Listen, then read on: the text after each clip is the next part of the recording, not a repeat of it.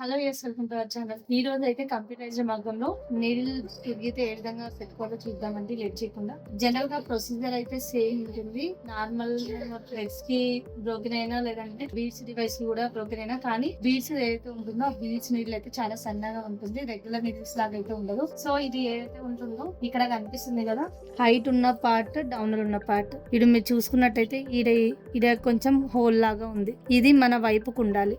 ఈ నీళ్ళు ఉంది కదా, ఈ నీళ్ళు పైన వచ్చేసి ఇది హోల్ లాగా ఉంది. లైట్ గా మీరు టచ్ చేస్తే ఇది మన సైడ్ కు ఉండాలి. బ్యాక్ సైడ్ ఏదైతే ఉందో కొంచెం హైట్ గా ఉంటుంది. ఇది ఈ హైట్ ఉన్న పార్ట్ ఏదైతే ఉంటుందో ఆ హైట్ ఉన్న పార్ట్ బ్యాక్ సైడ్ అయితే పంపించాలి. డౌన్ ఉన్న పార్ట్ అయితే మన ఫ్రంట్ సైడ్ అయితే పెట్టుకోవాలి.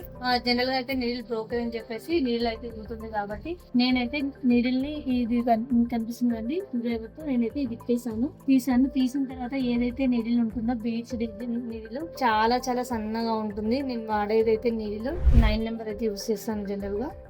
సో పొజిషన్ చూసుకుంటున్నాను. నేను పొజిషన్ చూసుకున్న తర్వాత యాజ్ ఇట్ ఈస్ గా మనం రెగ్యులర్ నీడిల్ కి ఏ విధంగా అయితే పెడతామో అదే విధంగా పెట్టాలి. కానీ 1-2 సార్లు జాగ్రత్తగా అయితే అబ్జర్వ్ చేయాలి. ఎందుకంటే పొజిషన్ అనేది మిస్ అయినా, కొంచెం క్రాస్ అయినా వర్క్ ఫినిషింగ్ అయితే నీట్ గా ఉండదు. నెక్స్ట్ ఇంకో నీడిల్ విరుగుతుంది. ముందు వర్క్ వేయక ముందు ఇంకో నీడిల్ విరిగిపోతుంది.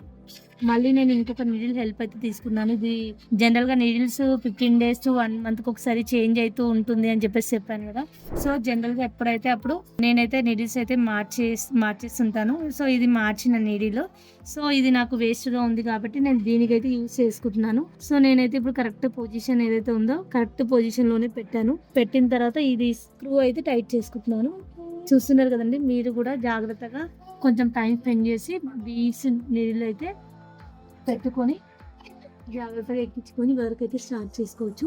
ఇంకొక విషయం చెప్పడం మర్చిపోయాను. అదేంటంటే ఏదైతే మిడిల్ పార్ట్, రిమైనింగ్ పార్ట్, ఇరిగిన పార్ట్ ఉంటుందో చూస్తున్నారు కదండి, ఇది ఇరిగిన పార్ట్ ఏదైతే ఉందో చాలా చాలా ఇంపార్టెంట్. ఎందుకంటే ఇది క్లాత్ లో స్టక్ కాకుండా జాగ్రత్తగా వెంటనే ఎప్పుడైతే ఇరిగిపోతుందో ఆ పార్ట్ అయితే తీసేసి పడేయడం బెటర్. ఎందుకంటే ఇది ఉందనుకోండి సేమ్ మళ్ళీ నెక్స్ట్ నీళ్ళు అయితే తిరుగుతుంది. నేను పెట్టాను వర్క్ యాజ్ ఇట్ ఈస్ గా అయితే వర్క్ అయితే స్టార్ట్ చేస్తున్నాను.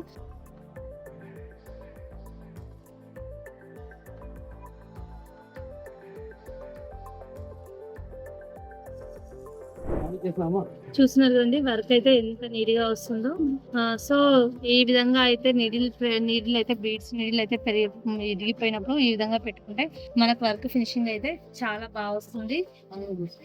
ఈ వీడియో మీకు హెల్ప్ అవుతుందని అనుకుంటున్నాను. వీడియో కనుక నచ్చినట్లయితే లైక్ చేయండి, షేర్ చేయండి, సబ్స్క్రైబ్ చేసుకోవడం మర్చిపోద్దు. Thank you.